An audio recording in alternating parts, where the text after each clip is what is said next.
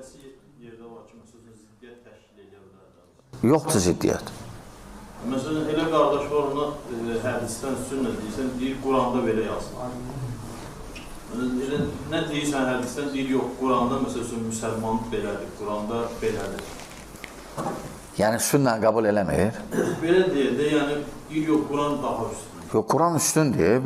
Biz demirik ki, sünnə üstündür Qurandan. Biz deyirik, birinci Qurandır, sonra sünnədir. Yəni, sünnəni, Quranı sünnədən ayırmaq olmaz, sünnəni də Qurandan. Bunlar bağlıdır bir-birinə. Yoxsa, həmçinin sahabələri. Yoxsa biz düzgün başa düşməyəcək. Quran mücməldir, mücməl, ümumən gəlib. Hər şey təfsilatı yoxdur axı. Bəzi təkfirçilərin sözlərimizdə Quran var. Həm də, məsələn, o bidət əhli ümumiyyətlə, bidət əhli, təkfirçilər və ya başqaları, onların dəlilləri mücməldir, yəni ümumən. Şeyx necə yumuşaq Rahmanullah deyir, Quranın sünnəyə ehtiyacı sünnən Qurana. Bəli.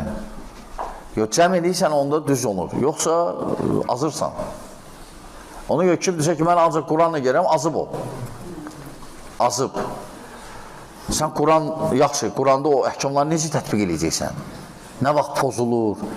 Birdən belə olsa necə olacaq? Bütün əhkamlardır, hələ belə deyil axı.